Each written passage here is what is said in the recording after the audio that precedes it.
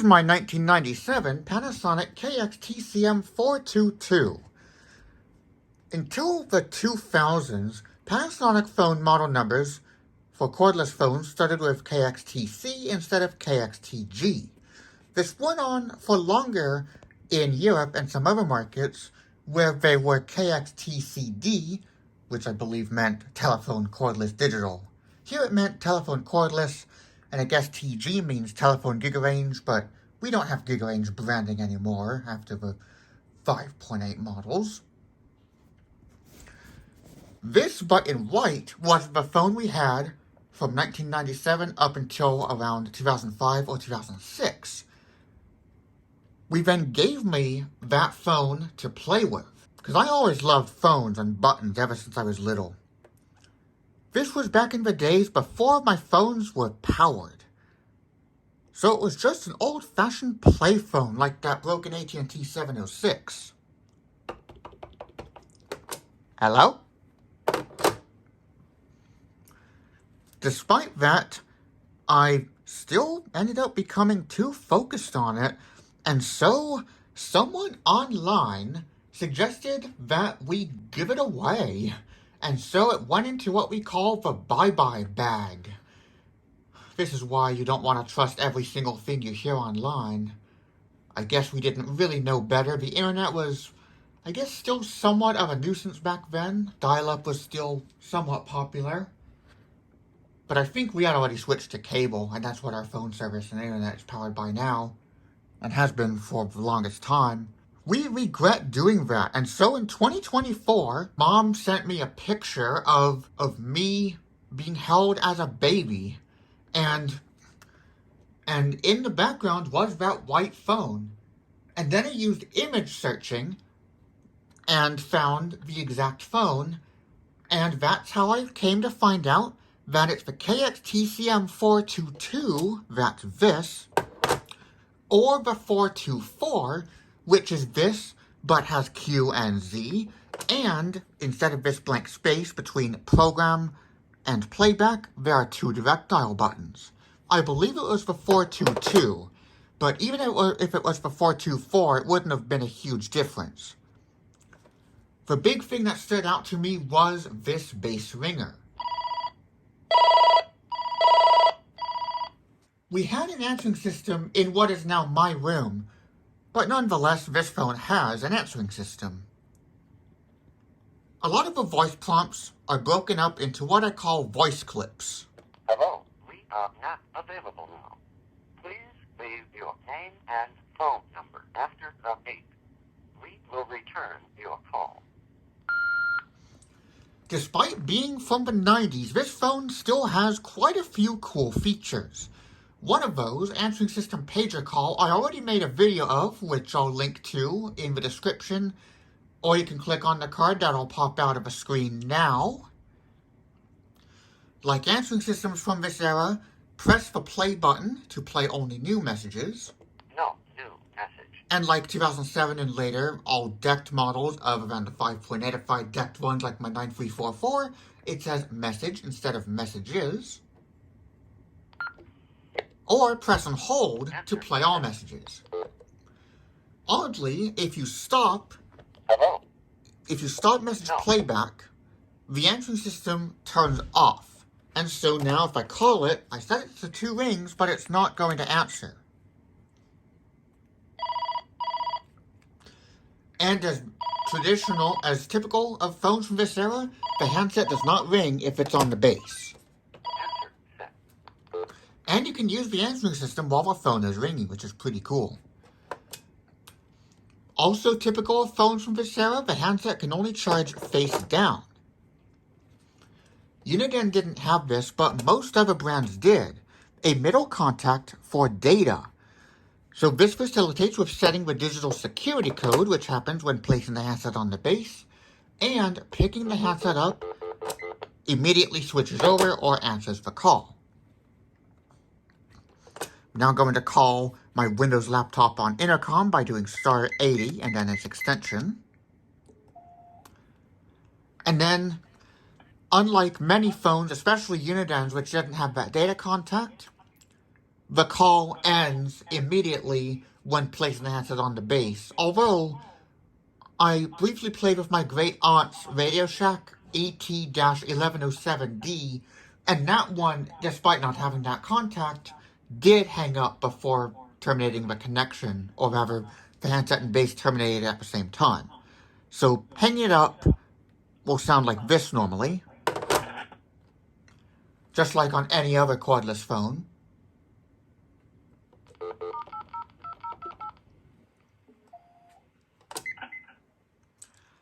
But sometimes it'll sound just as if you press the button.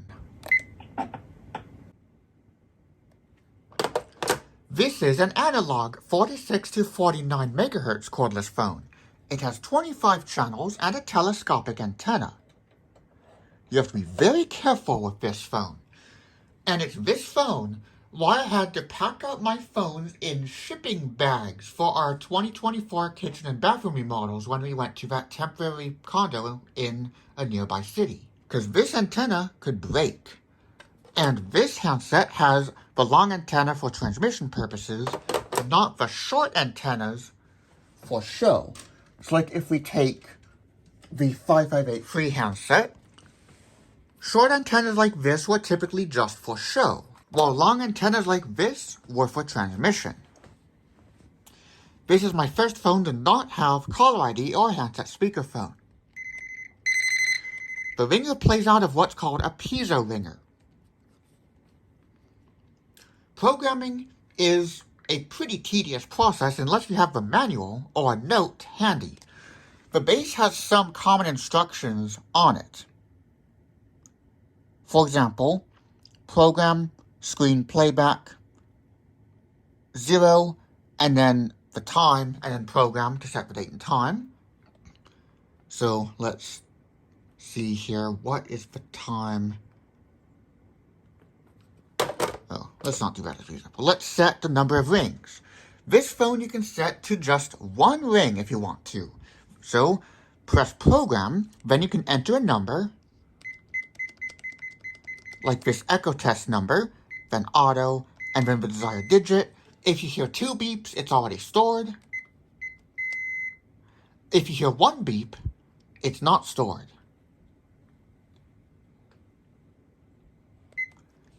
Press program, auto, star twice for tone or pound twice for pulse, then program again.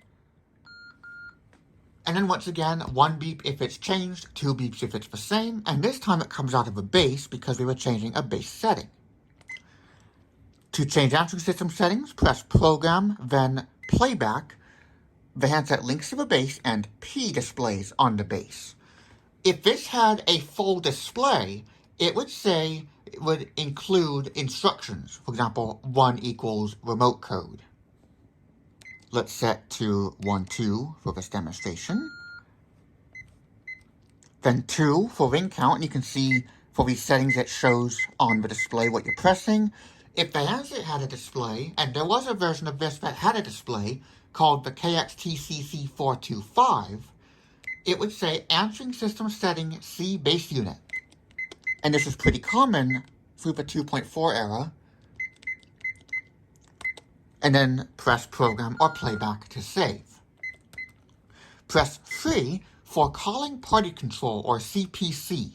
What this does is if it's set to A, it's supposed to hang up during recording a message if it hears a call waiting tone, as the manual says, but I think it would actually be listening for the customer premises equipment alert signal. That's that high-pitched tone that I talked about in my FSK tones video.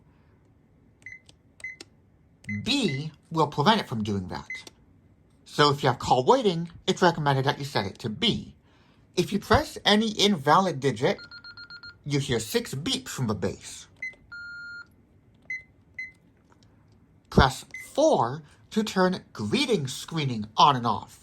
Panasonic phones rarely had this in the US and Canada, although in foreign markets this is pretty common and still is to this day. 1 for off or 2 for on. I think it's default on off. 5 to set the recording time. 1 for 1 minute, 2 for unlimited, which is very rare, or 3 for greeting only.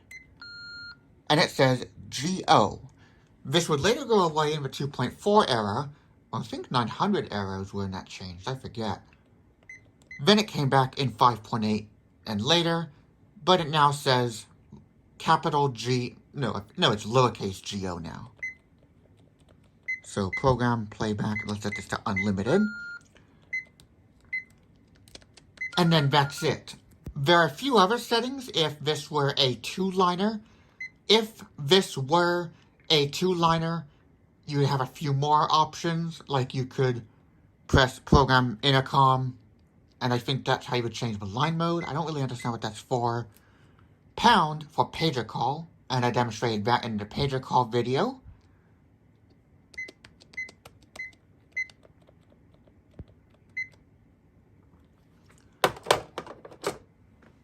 Sometimes it will not play the tone. Unlike all of my other phones, this will sound the pulses even if not connected to the line. So now we're going to unplug this from the line, and then we'll do some pulse styling here. And you can hear it pulsing.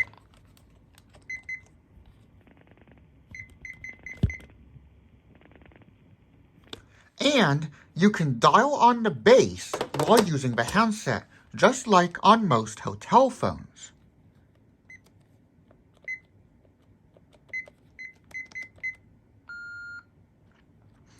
Star for tone and pound for pulse was quite common when doing screenless programming. Like on the Uniden EXP370, for example, you would press and hold flash, and then star for tone, and that's obvious because it says tone, and that is typical. Unless there's a dedicated button or switch, star for tone is assumed behavior, pound for pulse. So you can dial on the bass while using the handset, and it's a single button to cycle through the volume. Oh, we have to connect this to the line, otherwise you won't hear anything. So let's connect this to the line. So now we can pick up the handset. We'll just lay it down. I don't know where to lay it down, actually. So we can turn it on. And now I can dial in and play the test messages I recorded. You have 3. And then I can press remote speakerphone to switch to the bass speakerphone and remotely control it using the handset. This is a test message on the Panasonic KX-TCM422 bass speakerphone. And this on the 46 to 49 MHz cordless handset. Now we're going to change the channel so we can hear what that sounds like. Now I'm going to end this message by pressing the talk button.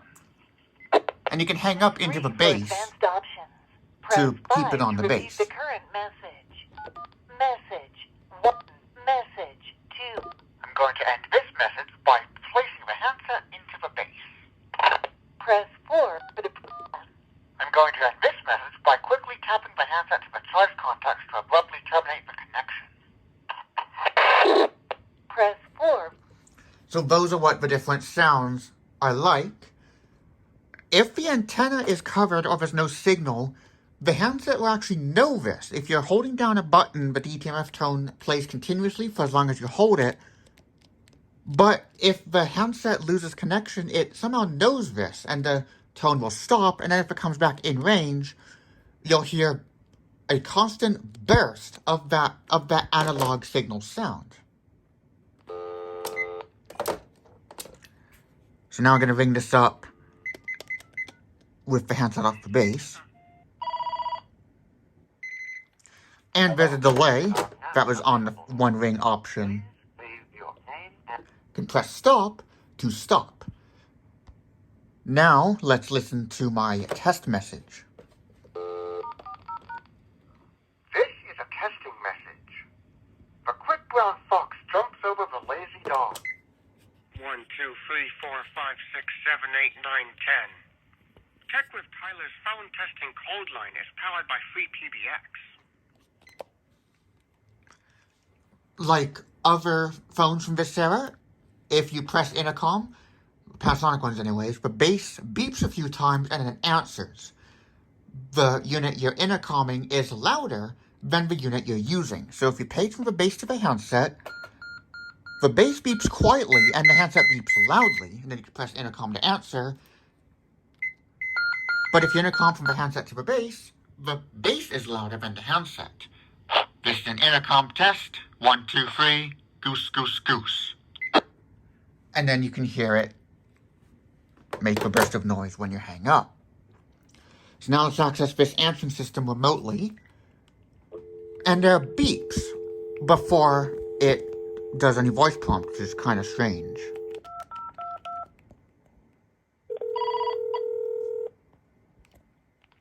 Hello, we are not available now. Please leave and 14 messages. It'll announce the number of total messages if the ring count is set to a number. If it's set to toll saver by pressing 0 as typical on Panasonic phones, it'll say the number of new messages only. All message played back.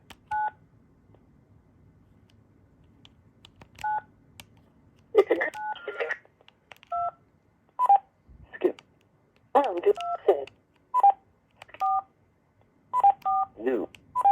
New message played back. No new message. Remaining recording time is 13 minutes, 30 seconds. Although actually, remote access works the same as it does when doing it on the handset. 14 messages.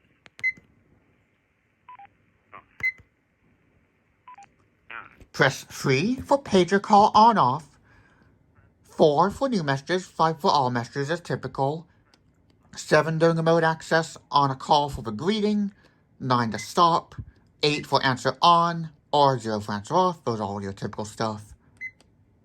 You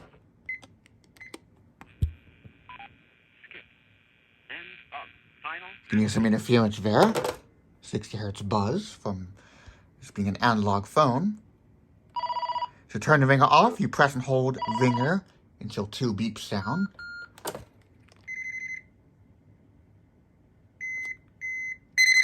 Then when you press to turn it on, it sounds at the high level. You do not use the regular volume buttons. This also has a memo feature, which our phones after this would not have anymore. This is a test memo on the TCM422. And then if you leave a new message, the handset will beep a few times. So now I'm going to leave a message. Okay, I don't know where to... Oh, let's just set it standing up here. So let's leave a message into this phone.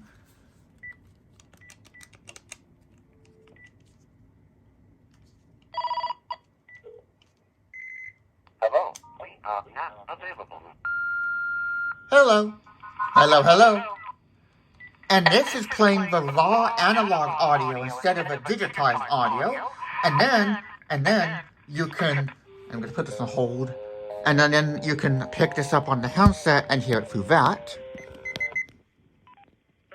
It treated the hold music as a constant tone, and then it hangs up, and you'll hear that burst of noise once again. Let's try this again, and this time, we're going to not pick it up on the handset so we can hear the sound it makes when a new message comes in. Hello, we are not available. Goose, goose, goose, testing, testing.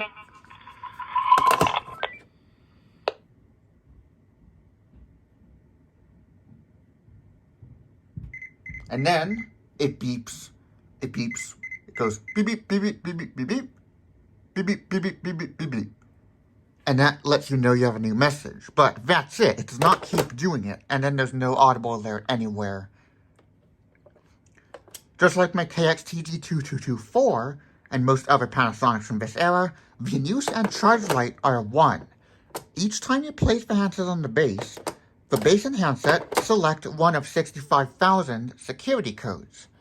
So if your neighbor has this phone, it cannot interfere and pick up their base.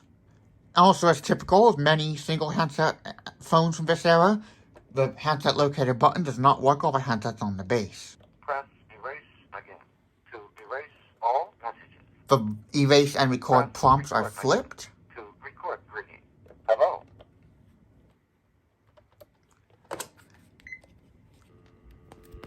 when using the handset, when using the base to dial on the handset,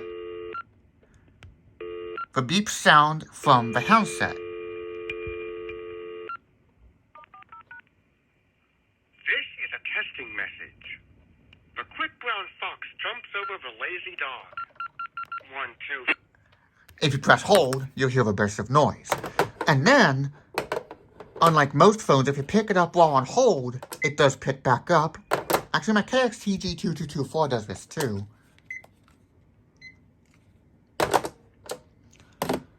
Wall mount is pretty cool on this phone.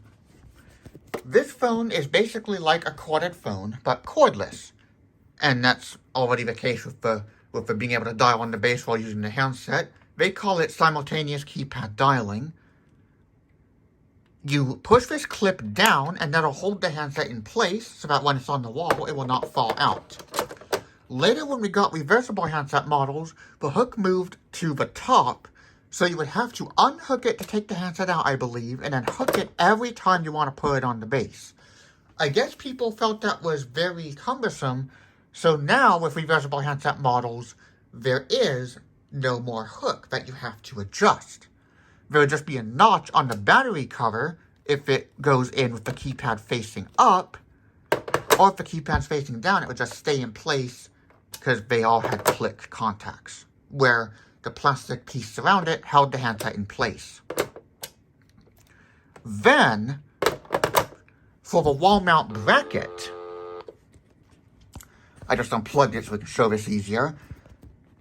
This is an unusual phone in the sense that you can use it on a table with or without the bracket. So if you have it off, it rests on a table.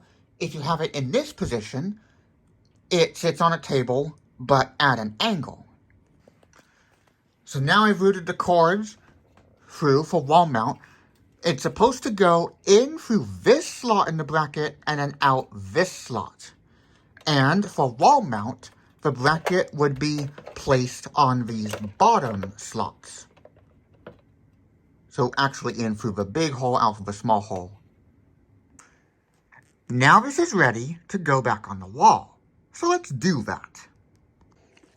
Now the phone is back on the wall where it belongs. Unlike newer Panasonic phones, the time is kept for a bit longer than usual when unplugged. I believe it keeps it up to about 2 minutes when unplugged. This also has call recording, which I demonstrated in another video, which I'll link in the description. 3 new messages. When you erase messages, you hear a series of beeps. I believe tape machines from this era, Panasonic ones, did this too.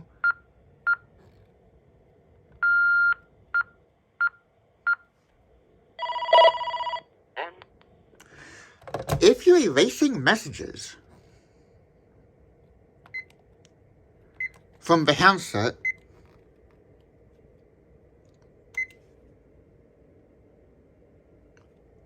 so repeat a message, start forward to erase it, turn it on, and press record, you'll hear the erasing beeps, and then the recording turns off. It never starts. Then if you press stop while on the phone, it just sounds, and it's not recorded, it sounds 6 quick beeps. If you press it while not on the phone, it does the 6 answering system beeps. Basically does this. Your message was not recorded. Record your message again. I decided to mount this on the wall simply because with this setup, that's really the only place where it can fit, but mainly because that is how we had our white version of this phone.